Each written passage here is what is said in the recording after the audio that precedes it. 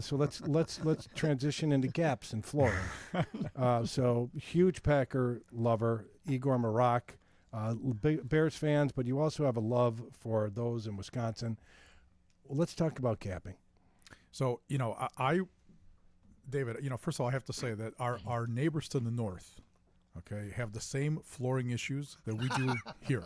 Nice transition. Right? Okay. Well played. Thank you. So really, for the last 2 weeks, we've been in this crazy, freezer, polar vortex, whatever you want to call it, where the heating system in our home has been running nonstop. I don't know about your home, but my home, nonstop. Yeah. Right? Well, get better insulation. Negative 20 degrees outside. It doesn't matter what kind of insulation you have, Jeremy. Correct. I think with negative 20, your heating system is running. Yeah. Unless you're an Eskimo. Unless you're living outside. Right, exactly. Unless you're used to negative 20 with the wind chill temperatures. All right. So here's the issue and why our phones have been completely ringing off the hook with clients calling in very concerned with why am I seeing gaps in my floors?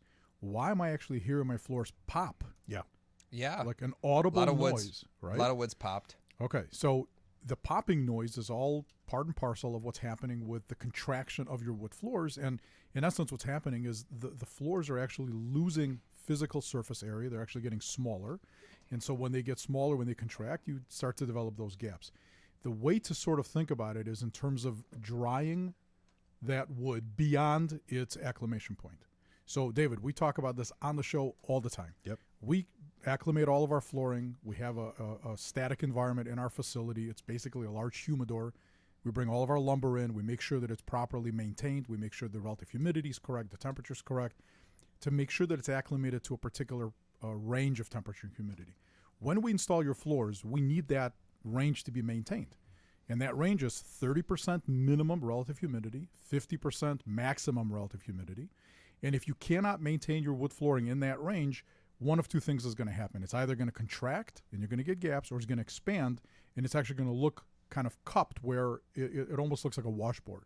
So for the last 2 weeks with the heat running nonstop, a lot of our clients are concerned that they're seeing these gaps, which I really have to say are temporary, and it's more of a symptom than a problem. It's a symptom of the dry environment in the home. It's similar to our listeners' skins drying out and then putting on more moisturizer because their skin is getting drier because your heat is drying out your skin, not only your floor. You like that, Jeremy? That was pretty good. I love that. Yeah, that's a great analogy. That's a great analogy, and it's absolutely appropriate because everything dries out. So not just your flooring, your cabinetry, your wood doors, your trim and crown molding and base molding, everything will begin to get smaller and lose surface area, and so gaps begin to open up.